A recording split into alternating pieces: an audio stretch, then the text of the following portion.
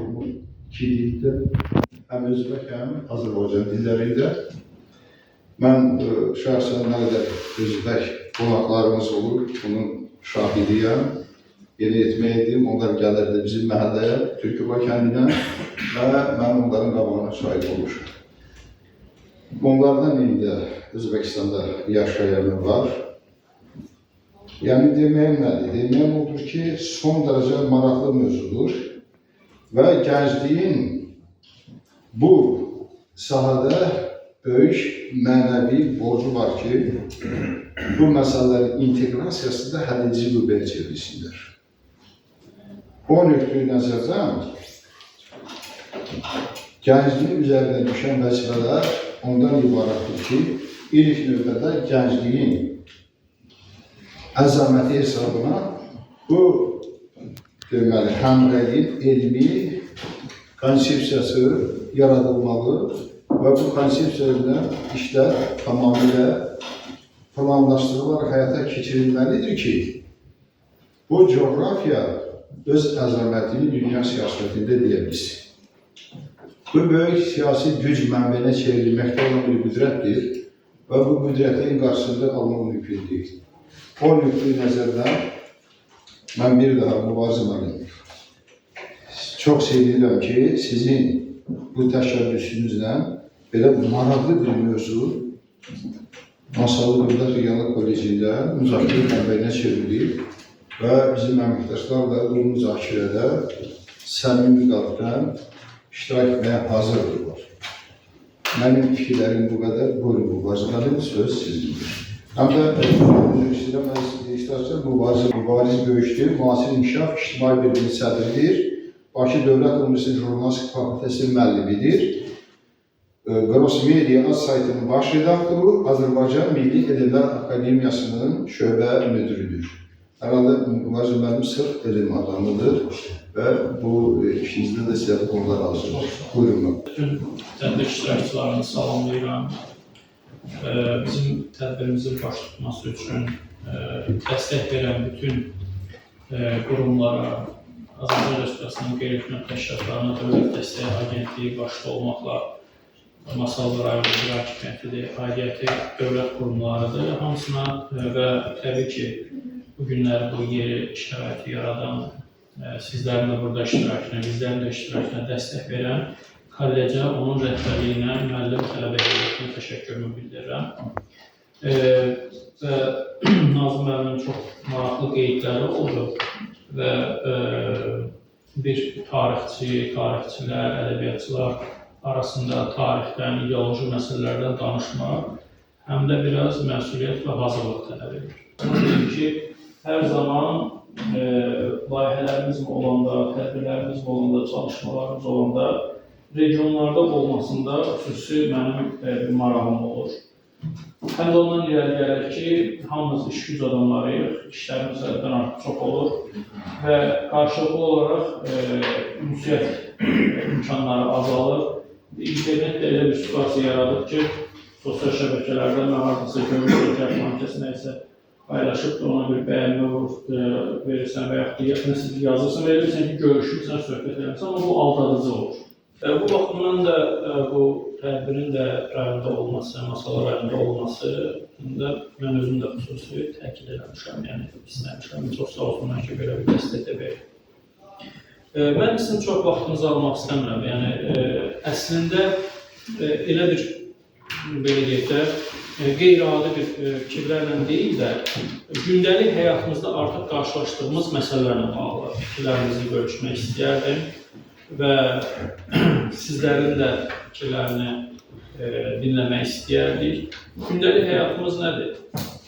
Mən jurnalistika təhsildəyim, şəxsən jurnalistika fakültəmizə qəbul olandan, bugün deyək ki, sertantıyam, elmi işin müzakirəsi və müdafiəsi ərəfəsindəyəm.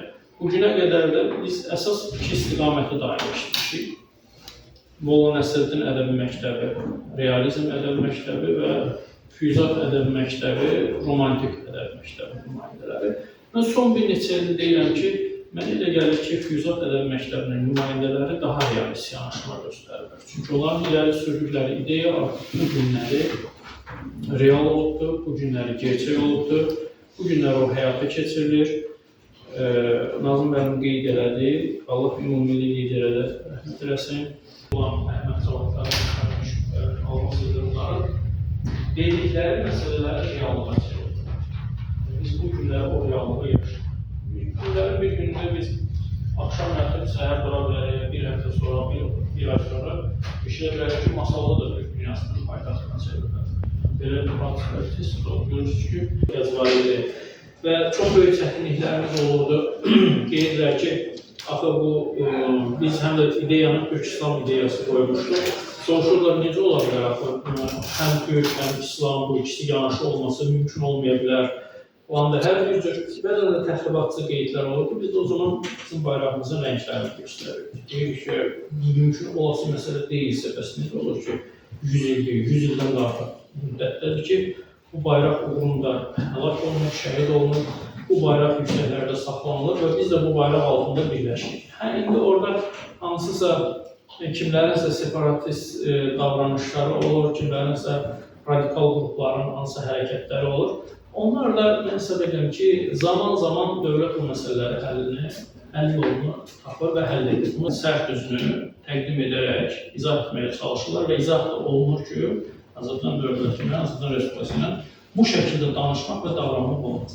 Biz ümumilli liderin hakimiyyətə gəldiyi dönəmlərdəki istər Cənub bölgəsində olsun, istər Şimal bölgəsində, istər mənim özüm doğulduğum Qərb bölgəsində, müxtəlif ərazilərdə biz separat baxdıq ki, tanklar gəlib Bakı şəhərini mühasirə alır. Yəni 1923-cü ildə əsası qoyulan məsələni biz elə 2023-cü ildə 23 saat təxminən 40-50 dəqiqə ərzində həll etmiş oldu. Və doğrudan da dünyada bunun nümunəsi çox azdır. Sadəcə olaraq biz müasirlik deyə bu məsələlərin fərqinə varmıq. Mən inanıram ki, Rəsulzadə ildə dövləti qurarkən silahdaşlar bir yerdə hansı böyük şəxsiyyətlər olduqlarını bəlkə də o anda anlamırlar, tam olaraq dərk etmirlər və ya hansı dövləti qurduqlarını, necə qurduqlarını bəlkə də fərqinə varmırlar. Üstündən 100 il keçəndən sonra biz bunu böyük fəxarətlə qeyd edirik. Eyni şey Heydər Əliyevin gördüyü fəaliyyət olsun və bu günləri İlham Əliyevin gördüyü fəaliyyət təbii ki, artıq sözün həqiqi mənasında ölçüyə gəlməz. İndi bilirsiniz, elə adamlar çıxırlar bu məsələlərdən elə bir şəkildə təqdim edib danışırlar ki, bəzən də insanlar necə deyək, ya yorulurmu və yaxud da ki, davamlı eyni şeylər təkrarlanır deyə sanki biraz o məsələlər diqqət azalır. Amma biz bunun böyüklüyünü və nəhəngliyini 50-100 il keçəndən sonra bizim indi Nazım müəllimin və mənim özümün də Azərbaycan olsa, buradakı müəllimlərin də yetişdirdikləri tələbələr, onların tələbələri bir neçə nəsil dəyişəndən sonra o araşdırmaçılar bu məsələləri gəlib dayanacaqlar və görəcəklər ki, hansı böyük məsələləri biz təqdim edə bilmişik. Bugün biz Türk Dövlətləri Təşkilatının real fəaliyyətlə məşğul olduğunu şahidiyik. Deyək ki, Türk Dövlətləri Təşkilatının qurulmasına qədər Türk Dövlətlərinin Əməkdaşlıq Şurası yaradıldı. Ondan qabaq Türk qurultayları keçirilirdi. Mən xatırlayıram, 11 qurultay olmuşdu, onun 10 dənə qurultay Türkiyədə olmuş. Yəni, həmin vaxtda Türkiyədən başqa bir dövlət yox idi, çıxsın irəli, dövlət var idi, yəni kimsə irəli çıxıb bunu keçirməyə maraq və cəsarət eləmir. Biz jurnal nəşr edirdik, Türkiyəli jurnalını. Onun emblemini biz jurnalın üzərində də vurmuşduq. Belə bir tədbirdə belə oldu ki, yəni polislərlə də bir müzakirəmiz oldu. Jurnallar onlara təqdim edildi. Dedi ki, yox, biz bu məsələlərdən uzaq, bunlar siyasi məsələlərdir. Dedim ki, bu siyasi məsələ deyil. Bu qurultay bir neçə ay bundan əvvəl Bakıda keçirdi. Gürcistan sarayında keçirdi. Bunun təşəbbüskarı İlham Əliyevdir. Və bu emblemin altında da İlham Əliyev çıxış edir. Bu təxminən 2011-ci il, bax belə olardı vaxtda. Və biz o dönəmdən indiki dönəmə gəlmişik ki, biz Şuşada bu tədbiri keçirdik. Belki yanlış neysə xatırlayaq. Və bütün bunlar hamısı, ona görə mən Əli Hüseynzadəyə, onun silahdaşlarına və bugünkü müasirlərimiz olan ziyalılarımız Bəxtiyar Vahabzadədən, Xəlil Rızaoğlu'dan üzvləri tutmuş yazıçılar, canlı karifeylər, onlar Sabir Üstənxanlı və digərləri. Yəni bu hadisələri, bu məsələləri müasir dövrdə bunlar saxlamış, yaşatmış insanlardır. Mesela mənim müəllimim rəhmətli Şir Məmməd Hüseynov canlı bir həbsxana idi. Mən çox xoşbəxtəm ki, yəni ən azı onun dərslərində iştirak edib, mühazirələrində iştirak eləmişəm. Bu yaxınlarda bir neçə bizim jurnalistika fakültəsində müəllimləri çox təəssüf ki, həmin şəxslər, həmin ziyalılar artıq yaş gəlir, dolur, rəhmətli gedirlər və bu məsələlərin biz onların vasitəsilə də müasir dövrdə ayaqda saxlamış olduq. İndi şərait bundan ibarətdir ki, biz qalib dövlətik, biz diktə edirik. Şuşada yallı oynayan Paşinyanı Qurban Bayramı münasibətilə Azərbaycan dövlətinin xalqını təbrik eləmək məcburiyyətində qoymuşuq. Yəni o vəziyyətdən bu vəziyyət dəyişmişik. Biz Qərb Azərbaycan icmasını yaratmışıq, onun üzvlərini, Qərb Azərbaycanlıları indiki Ermənistan ərazisinə qayıtması üçün real çalışmalar həyata keçirdik və bir qalib ədası ilə, hər zaman düşünürdük ki, doğrudan da bu məsələləri həll etmək lazım. İndi biz bir qalib ədasında və məğrur obrazındayıq. Təbii ki, bütün bunlara görə biz Ali Baş Komandana borcluyuq.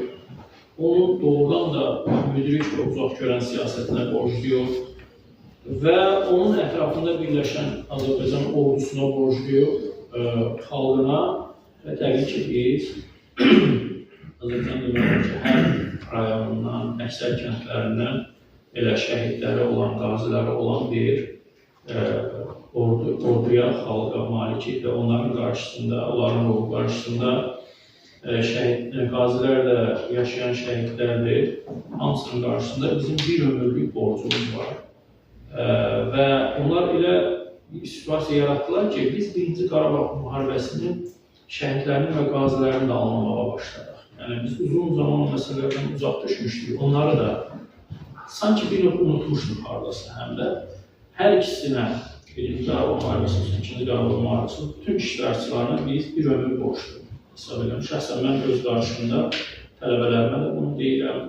Hər zaman deyirəm ki, şəhidlərin, qazilərin məsələsi gələndə axan çaylar da dayanmalıdır. Biz bir ömür onlara borcumuzu açıq-aşkar hiss elətdirməliyik. Onlar bizim başımızın üzərində hər zaman olmalıdırlar. Və fikir verirsiniz ki, hətta Cənab Prezident də onların övladları ilə, hərbiçilərlə görüşəndə, Şuşadakı tədbirlərdə o belə kövrəlir, o anları saxlaya bilmir. Yəni o qədər nəhəng siyasətçi, dəmir iradəyə malik siyasətçi, Fransa demir, Rusiya demir, İran demir, kimin yanlış siyasəti varsa onun qarşısında dayanan siyasətçi məsələlərin qarşısında dayana bilir. Bizim qalibiyyətimiz bizi arxaya salmamalı. Bugünün özündə də separatizmlə məşğul olmaq istəyən qruplar var. Baxsaq biz həmkarıq. Tələbələrlə tələbəçiliyimizdən həmkarıq. Serkantların da bir tərəfindən anlaşılır. Müəllimlərimizlə müəllimlər baxımdan həmkarıq. Eyni universitetin, eyni elmin, təhsilin adamlarıyıq. Heç nə olmasa Azərbaycandayıq. Bu baxımdan mən çox da istərdim ki, sizlərlə fikirlərinizi bölüşəsiniz. Bu belə bir qeyri-adi bir tədbir kimi və yaxud məsələlər kimi deyil, bir müzakirə formatlı bir məsələ olmasına çox istərdim. Mənim üçün auditoriyalar çox olub, bugün də var, televiziyada da çıxışlarımız olur. Amma inanın ki, mən öz bölgəmizə də, rayonlar, kəndlərə də gedəndə orada insanlarla bu söhbətlər eləməyə çox xoşdur. İstəyirəm dinləyim, görüm insanlarımız hansı fikirlərlər, nə düşünürlər, nələri biz kömək edirlər. Gənclər üzərində yenə də deyirəm, çox böyük məsələlər düşür. Bu dövlət bizə əmanətdir və mən heç istəməzdim ki, biz bir daha işğal tarixləri xatırlayaq. faciəli tarixlər xatırlayaq. Bunun üçün ayıq olmaq lazımdır. Çox sağ olun, çox da təşəkkür edirəm. Üzrlü sayın, çox çıxış elədim. Özümə söz vermişdim ki, az çıxış edəcəm, amma belə də əlimizə mikrofon və tribuna keçəndə biz başlayırıq çox danışmağa. Çox minnətdarım, çox sağ olun, Nazım müəllim və bütün heyətə təşəkkür edirəm. Nazım müəllim, sizin söylədiyiniz bu fikirlər həddindən artıq maraqlı fikirlərdir və müasir güclə əsaslaşan fikirlərdir. Ona Rəcəb Tayyip Ərdoğanın 20 vəkilindən biri bizim ailədə olan idi. Çox belə sandalı insan idi. Mən ondan söhbətim oldu. Siz toxundunuz ki, 1-ci Qarabağ müharibəsinin ağır nəticələrinə görə bizə deyirlər ki, bəs torpağı azad edilmişsi və s. Bir müşahidi ani olaraq aramızda yarandı. Və mən ona misal gətirdim, dedim ki, Natiq adlı bizim qəhrəman oğlumuz var. Mingəçevirdə də oldu. Erməni əslində olmasına baxmayaraq Azərbaycan bayrağının yerə düşməsinə imkan verir. Üzr istəyirəm fikrinizi unutmayın. Biz Bakının mərkəzində mühakimə elədiyimiz erməniləri də görürük. Onlar ağlayırlar. Onlara heç kimdə heç nələr, döyən yox, söyən yox, bizdən yox. Amma o şüşənin içərisində 2 dəfə o məhkəmənin işləsi son çox üzr istəyirəm. Çox maraqlı məsələ oldu. Siz ümumiyyətlə əyləşib də narahat olun. Mən onların məhkəməsində iştirak eləmişəm. İnansın, mən onlara diqqətlə izləyirdim. Yəni, həmin biri prezident idi, biri nə vəzifə daşıyırdı. Yəni, da adını çıxartmışlar məsələn. Amma Natiqin bir duruşunun bizim Astarada şəhidimiz Pəncəli, ona rəhmət eləsin. Onun öz toyunda söylədiyi bir cümlə, yəni milyonlarla o cür ermənilər onların yanından keçə də bilməzlər bu günlər. Ona görə çox önəmli məsələ. Natiqin dediyim misalı gəldim. Dedim ki, Azərbaycan məğlub olmayır. Əgər belə bir çətin şəraitdə belə bir əskərimiz olursa, deməli biz məğlub xalq deyilik. Şükür Allah ki, möhtərəm prezidentimiz İlham Əliyev Şuşa alanda atasının mənzara üstünə gedir, dedi ki, mən ata vəsiyyətinə əməl etməyi başardım. Bu bizim hamımız üçün örnəkdir o mənada ki, həmin o 41 günlük vətən müharibəsi dövrünü bildirir. İnsanlar şəhidlərini qəbul edirdilər. Ancaq buna vətən borcu kimi baxırdılar və biz də bu hadisələrin iştirakçısı olmuşuq. Məsələnin mahiyyəti müəllim tamamilə açıqladı. Bu gənclik məsələsinə əlaqədar olaraq mən istəyirəm ki, bizim həmkarlarımız, Elman müəllim, ilk növbədə sözü biz sizə veririk. Sonra Ümran müəllim, siz çox şeylərsiniz və digər müəllimlərimiz ki, çox maraqlı mövzudur. Türk dövlətlərin gənclərinin həmrəyliyinin gücləndirilməsinə ideoloji dəstək. Yəni, fəlsəfəsi bütün Türk dövlətlərinin universitetlərində təbliğ olunmalı. Onun qədər dövlətçilik məktəbinin fəlsəfəsini dərindən bilən 2-ci birliyidir, 20-ci əsrdə. Mən qısa və formatla deyirəm, Türk dünyasının üzrə də yetişmək. Buyurun, İlman müəllim. Qonağımı salamlayıram, mübarizə heyətini, mübarizəni salamlayıram. Səmərəli çıxışına görə və auditoriyada belə faktlara söykənərək, tarix faktlarına söykənərək çıxışına görə ona minnətdarlığımızı bildirir. Bugünkü ildə Azərbaycan gənci zaten 44 günlük vətən müharibəsi dövrü sözünü demiş bir gəncdir. Təbii ki, İstər Azərbaycanda olan gəl, istər ki, təbii fəlakət dövrdə, Türkiyədə olan dövrdə də bizim gənclərimiz də orada bir həmrəy ola birləşərək həmin gündə gelib orada körpələrini, yaşlıların o kömək edib o daşın altından, torpağın altından çıxarılmasında kömək edirlər. Hər vaxt, hər zaman bir Türk dövlətlər həmişə bilirlər, həmrəy olurlar. Gənclər də, biz də bilməli, bizim ziyalıların üzərində düşür ki, işlədiyimiz yerdəmi, müəssisədəmi, idarədəmi biz çalışacağıq ki, bu həmrəy olduğumuz gənclərimiz daha da həmrəyini gücləndirməsi, onları təbliğat apararaq və rəğbətləndirmə, maarifləndirmə iş aparaq və bizim üzərimizdə düşən vəzifədə işlədiyimiz yerdə daim gənclərimizi vətəndə burada tərbiyə edək. Belə bir fövqəladə hadisələr olanda onların o gənclərin orada alovlu çıxışı, gedib iştirakını təmin edə bilər. Təbii ki, 44 günlük müharibəni götürək, həmin dövrdə hər bir ailədən gedən gəncimiz fikirləşmədən mən öləcəm, şəhid olacam və ya da ki, valideynlərim yanına qayıdacam. Ancaq bir amalla ki, gedib vətəni bu azğınların əlindən qurtarmaq. Mənim sözüm bu qədərdir. Mən Azərbaycan gəncinin və istəyən Türk dövlətlərinin, gənclərinin birlikdə həmrəyində gördüyü televizorda baxdım, onların iştirakını görüb, təbii ki, dövlət başçılarının birgə səmərli qarşılığında istəyir iqtisadi, istəyir siyasi görüşlərin nəticəsi olaraq biz də onlara baxıb, gənclərimizi bu ruhda tərbiyə etməyə çalışırıq. Çok sağ olun Elman Bey. Ümran Bey, Özal Bey, buyurun.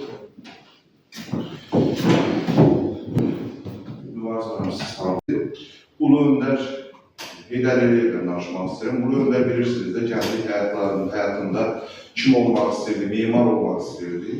Amma talih elə gətirdi ki, o Azərbaycan mimarı oldu. Bugünkü gündə Azərbaycan deyəndə Ulu Öndər yada düşür. Sözün əsl mənasında, həqiqətən də, yəni onun qoyduğu siyasət, onun getdiyi yol, biz dua etməliyik ki, bugünkü gündə Cənab Prezident İlham Əliyev onu davam etdirir. Siz toxunduğunuz sosial şəbəkələrə, orada yazılan kommentarlərə və orada görürük, biz də onlara daxil olub, baxırıq.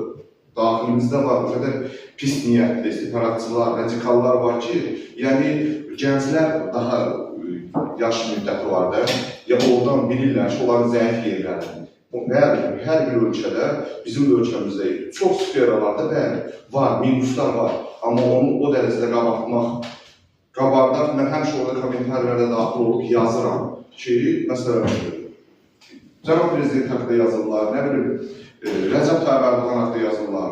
Yazıram heç bir şey, gəlin, çıxardaq, qoyaq, gətirək Zelenskinin birini. Zelenskinin birini gətirək. Onda bizim talihimiz nə olacaq? Bizim Cənab Prezidentimizin olmağı onun bir gözəl sözü var. Onun olmağı bizim sabitliyimizdir. Bizə yetkəs toxuna bilmir. Niyə? Və 2020-ci ilə qədər biz, mənim gözəl söz oldu, gəncliyimizi tanımırdıq. Və digər dövlətlər isə bizim güclü, mübariz prezidentimizi tanımırdılar. Çünki müharibə təkcə frontda olmur, həm də müstəvidə olmalıdır. Ona görə də həmin zaman görürdünüz də hər kəs, gənclər də görürlər ki, nə qədər baskılar var idi. Çünki, bəli, indiki zaman elə zamandır ki, informasiya çox olmalıdır. 20-25 il bundan əvvəl ağır zəhmət dövrü idi, ağır zəhmət çəkməli idi. Amma indi ağır zəhmət bəs etmir. İnformasiya müharibəsidir, informasiya çox olmalıdır. Və bunu Nazım müəllim bilir ki, mən Türk dövlətlərinin yarısından çoxunda olmuşam. Mən o dövlətlərdə olanda özümü çox rahat hiss edirəm. Mən bir-iki dil bilirəm, amma bu dövlətlərdə olanda həmin dildə danışıram. Çünki bilirəm ki, bunun kökü, çox özür istəyirəm, Turetski yazıqdır da, yəni bunun kökü gedir. Bunun, məsələn, deyək, 2000 il əvvəl Fransa yox idi, Rusiya yox idi, amma Türk var idi. Ona görə bugünkü gündə Türk dövlətlərinin birləşməsindən çox qorxurlar. Çox qorxurlar. Çünki bilirlər ki, Türklər, bizim bir dənə türkçülükdə bir dənə bəlkə çoxsu gənclər baxırlar yəqin. Ertuğrul dizisi gedir, yəqin baxırsınız. Mənə çox üzrən orada bir şey var ki, hər zaman, bax, bugünkü gündə, ola bilsin, həmin formada, həmin tərzdə deyil, bizi aramızdan vurmaq istəyirlər. Milləti qarşıdırırlar, bəyə siz də vururlar, bəyə içərimizdən vurmaq istəyirlər. Niyə bölürsünüz ki, bunu millətlərimiz? Hamımız Azərbaycanlıyıq, hamımız bir bayraq altında yaşayırıq, bir havanlıyıq, bu torpaqda doğub, böyüyək, başa çatmışıq. Gedirlər Avropaya, gedin Avropaya, ola bilsin sizdə hər şey yaxşıdır. Amma siz orada çox üzr istəyirəm, ikinci sortsuz. Siz hansı torpaqda böyüyürsünüz də, orası üçün heç vaxt onları əvəz edə bilməz. Heç vaxt. 44 günlük müharibədən danışdı Elman müəllim. Bəli, 44 günlük müharibədə təzədən qayıdıram. Müharibə bəli. Biz ermənilər bizə niyə Türk deyil? Türk gəldi qaç, Türk gəldi. Ermənilər gözəl bilirlər, bizi gözəl, bizdən yaxşı tanıyırlar. Müstəvidə bizi kim, bizim Cənab Prezidenti kim dəstəkləyirdi? Türk dövlətləri. Rəcəb Tayyip Ərdoğan dəstəkləyirdi bizi, bəli. Çoxları deyirlər ki, Türk generalları, Türk silahları, bizim öz əskərlərimiz, bizim öz zabitlərimiz indi müəllimlərdən hərbidə olan olub. Mən hərbidə olmuşam 2008-ci ildə. Bizim gənclər yəqin bilmirlər, Maxey Gizir şeyləri var da, onlar zabit deyil. Amma bizim mafiyemiz göz yumru oturaraq 100 metrədə, 200 metrədə müəllim canı bir tutulkanı vururdu. Bizi aparırdılar poligonlara, güllə atmağa. Gizlimiz, adi mafiyemiz, hansı ki bunun elmi dərəcəsi yoxdur. Yəni bu ali təhsilli deyil. Mafi oturaraq göz yumru uzaqdan hansı hədəfi qoyurdun, vururdu. Bu nə deməkdir? Demək, bizim vayennimiz hazırlaşdırılırdı. Yəni, yalancı ofçu olmaq olmazdı. Yalancı ofçular gedib para gəldi, güllə atandı. Amma bizim vayennimiz, bizim elə hazırlaşdırılırdı ki, Türkiyə göndərildi kursda. Türkiyə kimdir? Türkiyə NATO'nun bir üzvüdür. Daha inkişaf etmiş. Yəni, Rusdan qalanlar da həmin devir deyil də. Nə silahlarımız, nə də ki, zabit heyət. Biz əvvəlki müharibədə niyə uzmuşduq? Çünki bir yerdən gəlmir dəmir. Əsgərin günahı yox idi. Əsgərin günahı yox idi. Amma 44 gün var. Bəli. Mən sizə minnətdarım. Çox zəngin mövzudur. Bilmirəm nə qədər sizə danışa bildim. Sağ olun, var olun. Ben bir xırda bir sözü deyim, sözü digər həmkarlara verəcək. Deməli, mən Bakıda 146 nömrəli məktəbdə müəllim işləmişəm. Rus sektorunda, burada Qərbi Azərbaycandan olan müəllimə yoldaşımız vardı, Gülçin müəllimə. Xatirimdədir, may ayı edilir, buraxılış hazırlıq dövrüdür, şagirləri. Mən ona çok yüksek hürmetle yanaşırdım. Çok hürmetli var bir hanım idi. O yakınlaştı bana başlık bir de çağrılan olmuş. Dedi ki, ben Gülavlı kəndində doğulmuşam, Qərbi Azərbaycanda. Bu kəndi mən ömrüm boyu görə bilməyəcəyəm. Dedim, ay xanım, siz narahat olun, beşim Allahımdır. İnşallah qismət olar, o ərazilərə qayıdış olar. Bizlərə qismət olmasa da bizdən sonra gələn nəsillərə qismət olacaq. Ancaq bu miskin yerdə qalmayacaq. İndi o Qərbi Azərbaycan torpaqlarına, Borçalı torpaqlarına, Dərbənd torpaqlarına qayıdışın əzəməti gələcək. Buna biraz zaman lazımdır. O nöqteyi nəzərdən bu məsələlər hamısı o tarixi ədalət